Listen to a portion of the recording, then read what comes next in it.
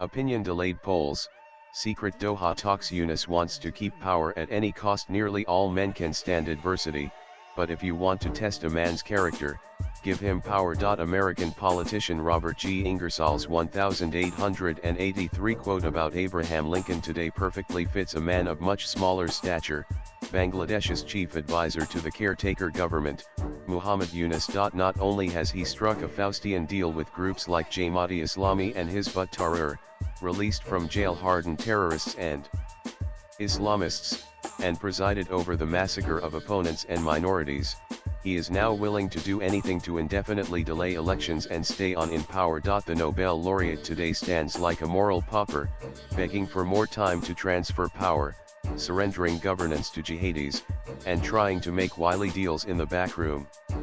Yunus is even willing to compromise Bangladesh's security and sovereignty by offering the American deep state the Chittagong corridor. Dhaka is thick with rumors that the newly appointed and controversial NSA to the Yunus government, Khalilur Rahman, secretly met Tracy and Jacobson, Charga copyright Daf Aries at the Bangladesh U.S. Embassy, at the Sheraton, Doha. Right after, on Thursday, the Americans apparently also met in Qatar the Emir of Jamaat, Shafiqur Rahman.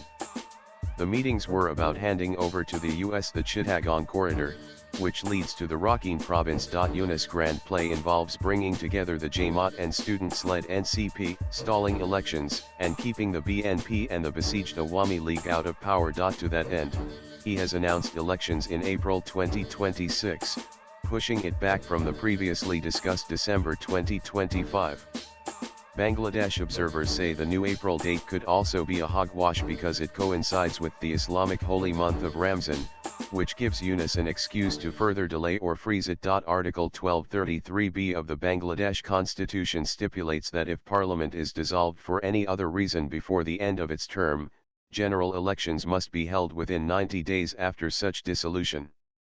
Moreover, Articles 584-573 provide that the Prime Minister and existing ministers continue to hold office until his or her successor has entered upon office if he or she resigns or ceases to hold office.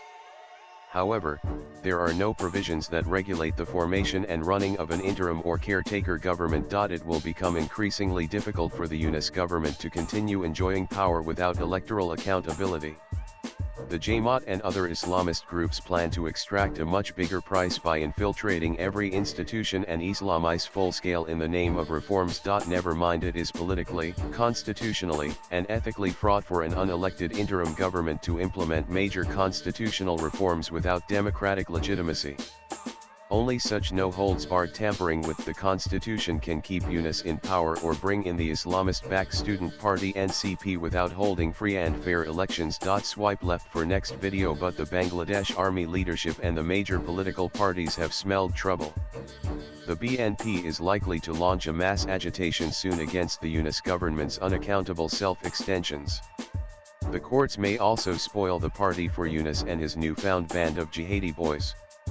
Bangladesh is staring at a fiery summer and a turbulent monsoon. Abhijit Majumdar is a senior journalist. Views expressed in the above piece are personal and solely those of the author. They do not necessarily reflect News 18's views. Latest blogs.